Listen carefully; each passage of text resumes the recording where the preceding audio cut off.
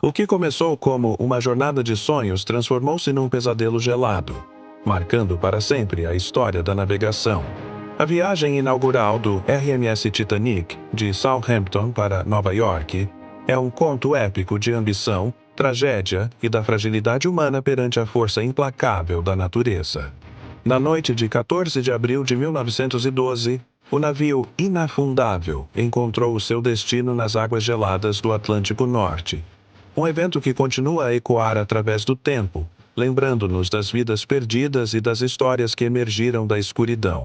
Vamos revisitar os momentos finais desta fatídica viagem, uma história gravada na memória coletiva do mundo.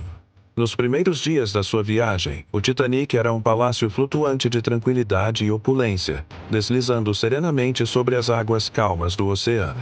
A bordo, a elite da sociedade desfrutava de um luxo sem precedentes.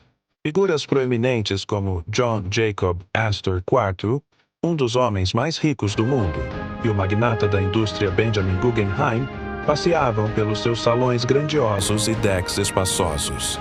Nas áreas comuns, o som de conversas animadas e música clássica preenchia o ar, enquanto os passageiros de todas as classes se maravilhavam com a grandiosidade do navio.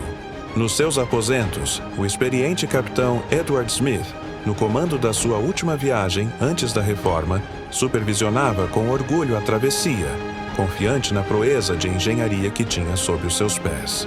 Ninguém a bordo poderia imaginar a tragédia iminente que aguardava na escuridão. A serenidade foi abruptamente quebrada às 23h40. No posto de vigia, Frederick Fleet perscrutava a escuridão da noite sem lua quando, de repente, uma massa escura e colossal surgiu diretamente no caminho do navio.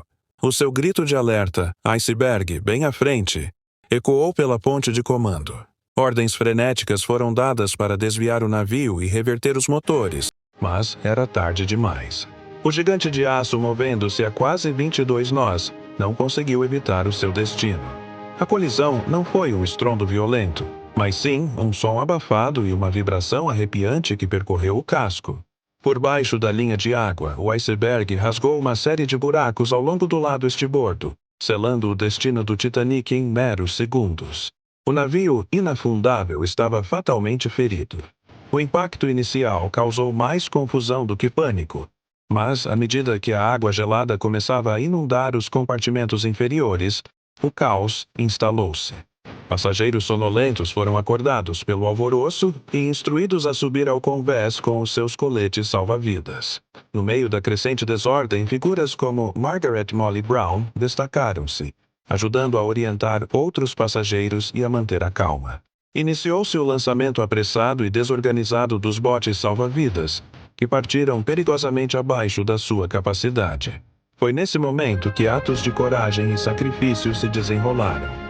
O idoso casal Isidore e Ida Strauss recusou-se a separar, com Ida a dizer: "Onde tu fores, eu vou." Em vez de embarcar num bote, escolheram enfrentar o fim juntos. Noutro gesto de resignação digna, Benjamin Guggenheim e o seu criado trocaram os coletes salva-vidas pelos seus melhores trajes, afirmando que estavam preparados para morrer como cavalheiros. As últimas horas do Titanic foram uma descida angustiante para o abismo.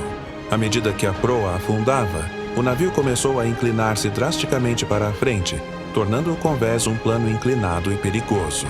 As luzes a bordo piscaram erraticamente antes de se apagarem por completo, mergulhando a cena numa escuridão quase total, apenas iluminada pelas estrelas. O som ensurdecedor do metal a torcer-se e dos objetos a soltarem-se ecoou pela noite.